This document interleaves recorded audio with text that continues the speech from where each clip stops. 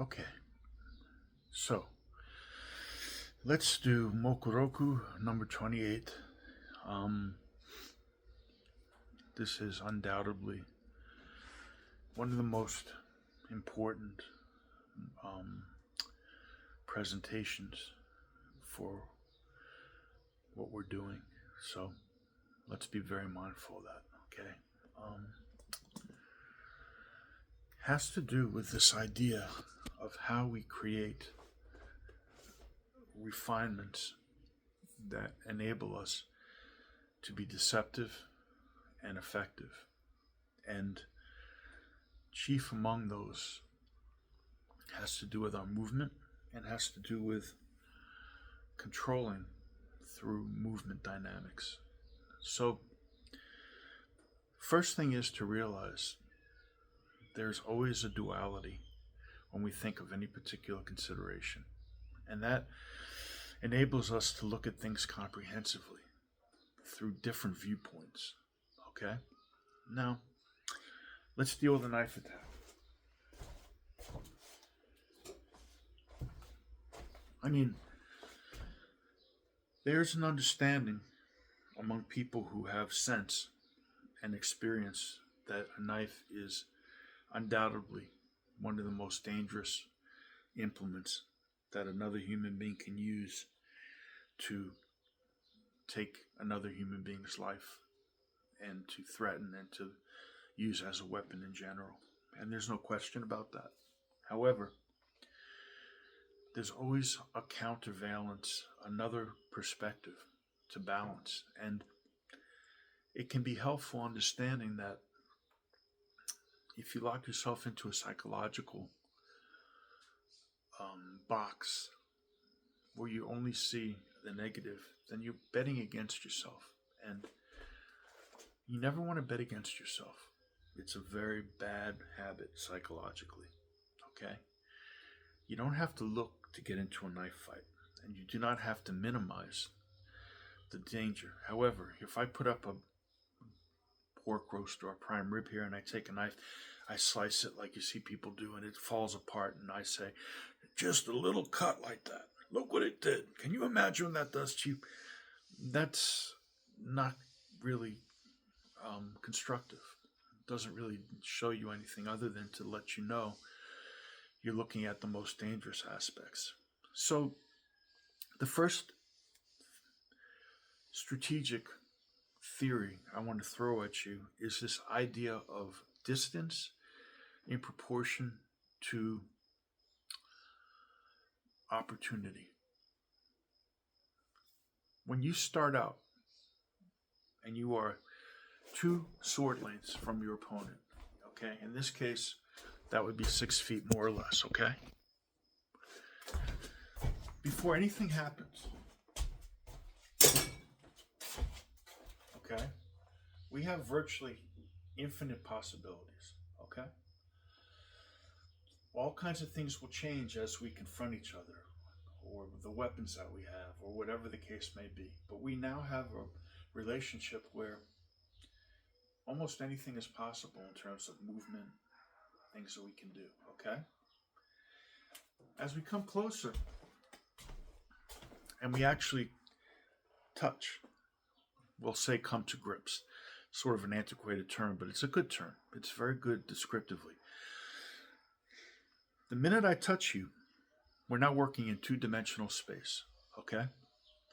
I have a point of contact on you, and I have the ground, okay? This means that my possibilities initially, if I choose to pursue that arrangement, are basically 2-dimensional in nature, okay? Because I have 2 points of contact, okay? Now, it's important to understand theories of dimensions. You can imagine what another dimension looks like, okay? But you cannot operate in that other dimension unless you are in that dimension. So as a one-dimensional being, a line basically, I may be able to imagine 2-dimensional space, but I can only operate as a vector.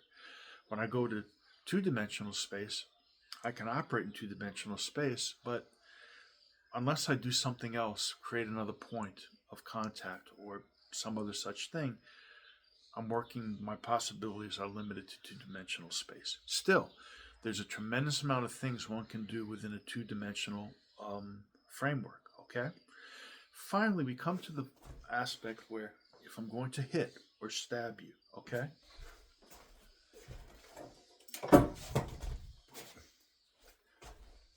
What has to happen is this object has to catch you.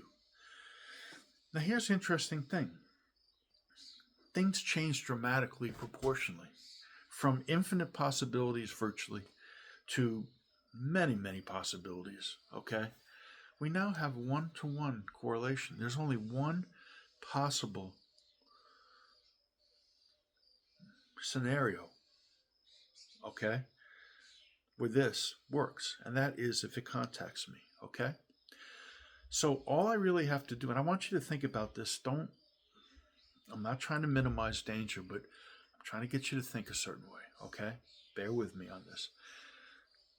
You have to be any number of places which are infinite where this isn't, okay? Or this isn't, as the case may be, okay?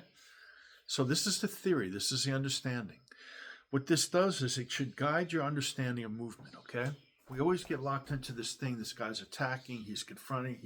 Okay? First of all, you don't have to let him come in and corner you, okay? There's no doctrine about fighting or strategy that says that you have to yield to an attack because it's a knife. As a matter of fact, quite the opposite is true. You cannot be defensive-minded when you're protecting yourself. And I would say with anything, but particularly with a knife, okay? What you have to do is you have to find a way to move through spaces and find a way to take that person out, either through their CPU, okay, or through controlling them with the weapon, okay? You control them through the process with proper movement, setting them up for what you want to do to destroy them, okay? That could be something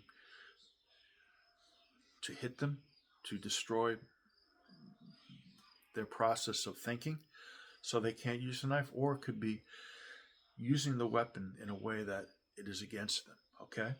But important point here too is you're not controlling the weapon. It's a different understanding, okay? You're controlling the person through what their focus is. And at a certain point, you can use this weapon, okay? Does not necessarily mean because it belongs to him. His mother put his name on his knife for school, that you can't take this from him, okay? That you can't reverse this on him, that you cannot, by controlling the dynamics of how one cuts, make the cuts instead of your opponent, okay? With this in mind, I want you to understand that when you're moving, the way that you accomplish this is two fundamental things. Your attitude, your psychological profile, it has to be one of trauma. You have to understand that you have to use everything you can aggressively, okay? There is no backing off or defensive movements against the knife. You may deflect, okay? You may do something where you move offline or something like that, but the minute you become defensive-minded, you're giving him too many opportunities, and then he can find that spot where you and the knife both inhabit, okay? We're now going to go to the second part of this so we can keep this in organized pieces, okay?